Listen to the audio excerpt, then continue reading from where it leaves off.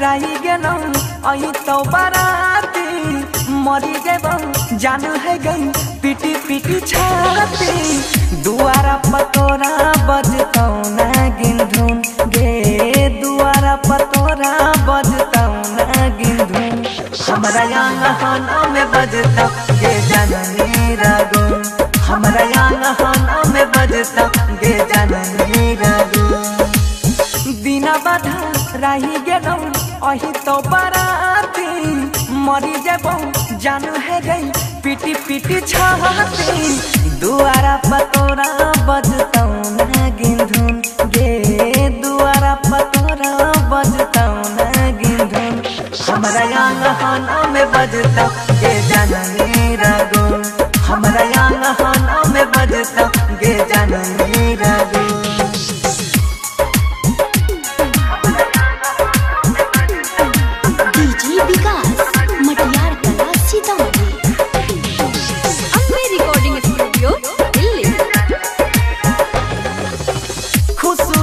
जान करी हे नैया बसोस गे गलती तोहर नहीं छौ तक देरी के छै दोष गे खुश रही है जान करी हे नैया बसोस गे गलती तोहर नहीं छौ तक देरी के छै दोष गे गलती तोहर नहीं छौ तक देरी के छै दोष गे हमारा नहीं काल दे अपन मन के मोहना दीर से भीजा पे नहीं कजरा अपन अखियां के नीर से मेहदी रचैहे ले दै छियौ अपन खून गे मेहदी रचैहे ले दै छियौ अपन खून हमरा आंगन में बजतौ गे जननी रागुन हमरा आंगन में बजतौ गे जननी रागुन डीजे विकास मटियार कला सीतामढ़ी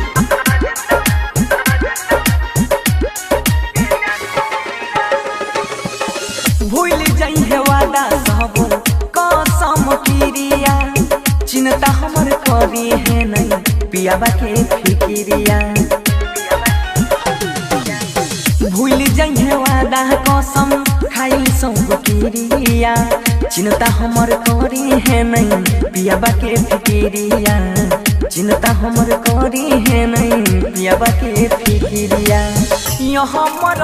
आयुष के बैस जाइए घर गे महरियो के तोहरे रहत बंसी धर गे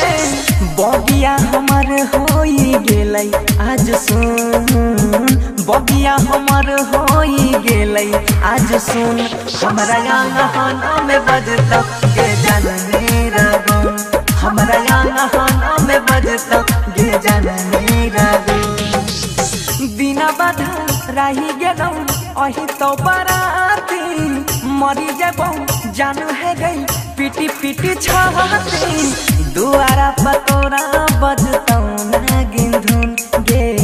दुआरा पतोरा बजतौ ना गिनधुन हमरा आंगन में बजतौ गे जननी रागुन हमरा आंगन में बजतौ गे जननी रागुन अम्बे रिकॉर्डिंग स्टूडियो दिल्ली।